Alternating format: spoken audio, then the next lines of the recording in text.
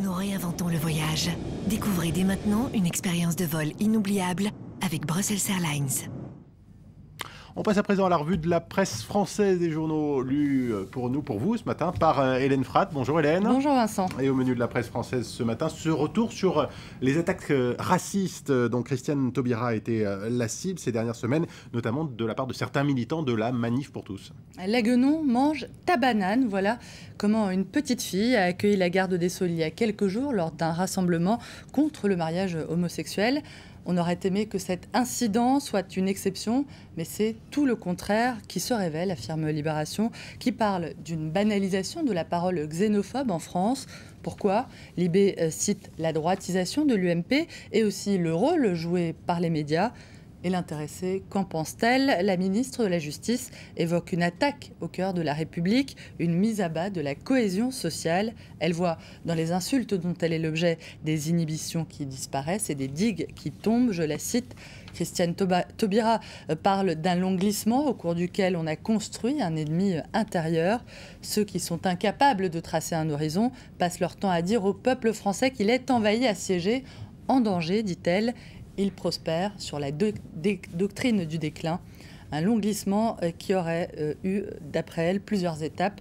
Le fameux débat sur l'identité nationale, le débat sur l'islam et la création du ministère de l'immigration et de l'identité nationale.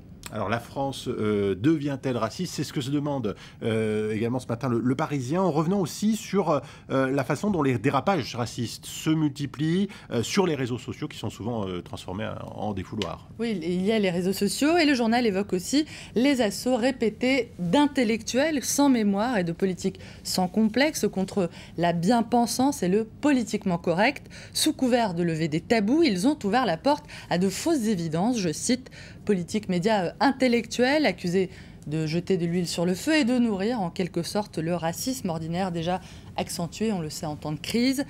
Ils ont tout et nous, on n'a rien, dit un commerçant d'Amiens dans la Somme pour dénoncer des étrangers supposés profiter de la France. Amiens, l'OFN a atteint 16,5% au premier tour de la présidentielle, ça n'est pas plus qu'ailleurs. Mais le Front National pourrait démultiplier son score lors des prochaines municipales. Le Front National dont une candidate aux municipales vient justement de rendre sa carte du parti et elle dénonce le racisme du mouvement. Oui, c'est le site du Monde qui rapporte cette info. Nadia Porto est d'origine algérienne. Elle était candidate à Saint-Alban, c'est près de Toulouse. Elle parle d'un décalage entre le discours de Marine Le Pen et celui de la base militante. Cette ambiguïté permanente entre la vitrine et une arrière-boutique spécialisée dans les blagues vaseuses sur les Arabes et les homos était insupportable, dit-elle. Le racisme ordinaire en dessin. Vincent, à voir pour terminer avec ce dessin du Parisien. Avant, on pouvait se moquer des Arabes, des Noirs et des Juifs sans être suspectés de racisme. C'est parce qu'ils sont trop nombreux maintenant, on ne peut plus rigoler innocemment. Banalisation, droitisation, voire lepénisation des esprits, c'est entre autres ce qui serait à l'origine du mariage de raison, de l'union officialisée hier entre François Bayrou et Jean-Louis Borloo. L'UDI et le MoDem viennent de donner naissance à l'alternative qui se propose comme un grand rassemblement de centre-droit. Le centre qui dit son mécontentement face à une droite qui glisse de plus en plus vers sa droite. Et puis dans les journaux français ce matin, Hélène, il est aussi beaucoup question de l'écotaxe après les violentes manifestations en Bretagne. L'affaire est en train de tourner à la polémique politique. Le Parisien évoque une bombe pour la droite après que plusieurs élus, notamment à l'UMP et notamment son patron Jean-François Copé, ont dénoncé le contrat qui a été signé en 2011 par le gouvernement Fillon avec la société Ecomove qui est chargée de la collecte de cette fameuse écotaxe. Un contrat abusif selon eux. Ce qui est surtout critiquable, c'est le montage financier de ce partenariat public-privé, a déclaré Jean-François Copé. Le gouvernement, évidemment, voit cette polémique arriver à point nommé, le gouvernement qui ne sait plus comment se dépêtrer de cette affaire.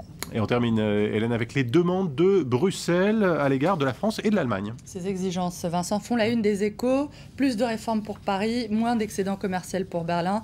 Déficit, dette, chômage, Bruxelles ne croit pas aux promesses de Hollande, nous dit Le Figaro, qui rappelle que la Commission européenne prévoit un dérapage des comptes publics et la poursuite de la hausse du chômage. Pronostic qui semble confirmé par Le Monde. Le journal parle de plus de 1000 plans sociaux l'année dernière. Cette année, en France, il évoque aussi une nouvelle vague de restructuration pour les mois à venir. Plus de 50 000 emplois directs seraient concernés. Voilà, donc pour ce qui fait la une de la presse française ce matin. Merci Hélène Prade.